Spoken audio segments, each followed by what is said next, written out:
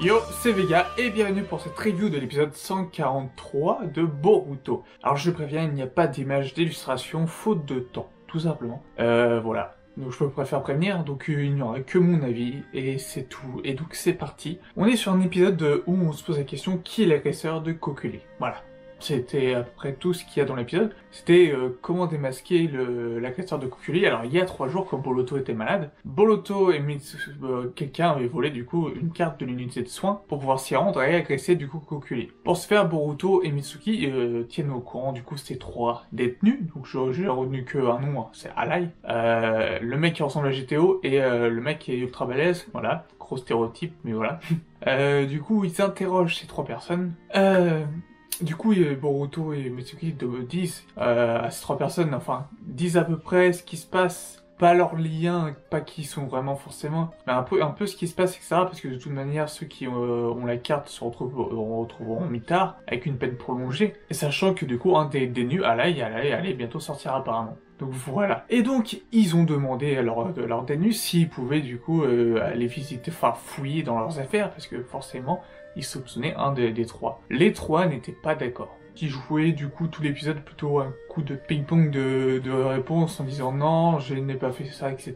Mais tu touches pas à mon lit. Mais par contre, lui, je l'ai vu faire ça, donc... Et puis après, t'as l'autre qui répond oui, mais non, mais lui, il a fait ça. Donc... Bref, toutes les pistes allaient dans tous les sens, tout le monde était louche, etc. Puis à un moment donné, il retrouve du coup la carte dans le lit du mec ultra balèze. Et du coup, il se pose la question que c'est lui, etc. Sauf que du coup, Alai se trahit tout seul en parlant de la bande de Mujina, de Kokuli et sur la bande de Mujina, et c'est comme ça qu'il se fait avoir. Et en tout cas, c'est comme ça que voilà, il se fait avoir, et ça me paraissait trop évident que ce soit lui, et c'est dommage que ça soit lui, c'était trop évident. J'aurais préféré quelque chose de moins évident, parce que là, c'était trop simple, je veux dire...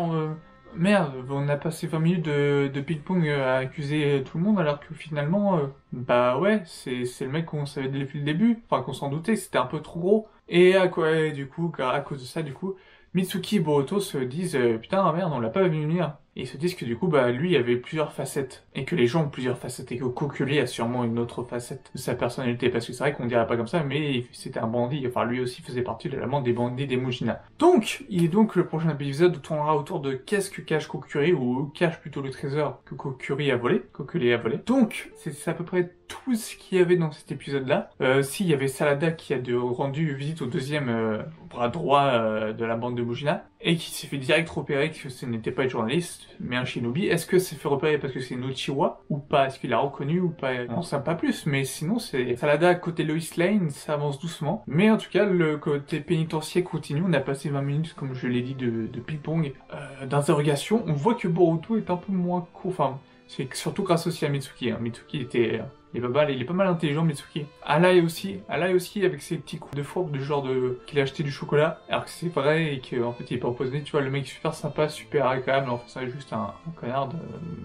En même temps, il en voulait pas à Boruto ni à Mitsuki. Donc c'est pas vraiment non plus... Un connard, c'est pas un traître. Voilà, parce que j'ai eu des gens dire ouais c'est un traître. Non mais non, c'est pas un traître. Un traître c'est quelqu'un qui est proche de toi et qui te trahit. Mais un traître voilà, c'est quelqu'un de ton clan, etc. Là il y avait aucune trahison. Boruto il était censé avoir aucun lien avec Kokuli. Donc lui il a tué Kokuli, normalement ça doit rien faire à Boruto. C'est même pas une question de traîtrise. Là il était même pas au courant pour Boruto qu'il est censé l'escorter. On n'est pas dans un truc de trahison. C'est lui qui devait faire ça, c'est des magouilles, voilà, il y a pas de trahison. Non, il faut revoir le mot trahison, parce que c'est pas du tout ça. On n'est pas du tout dans le mot trahison.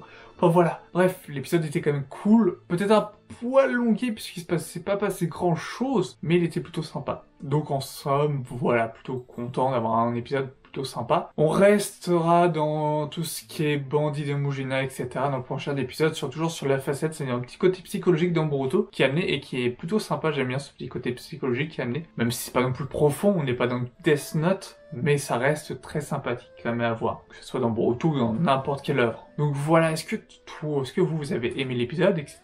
N'hésitez pas à le dire en commentaire, à liker, à partager, comme d'habitude. Et moi, je vous dis à la semaine prochaine pour l'épisode 144 de Boruto sur une autre facette de Kokuli. Sur ce, portez-vous bien, je vous dis à une prochaine.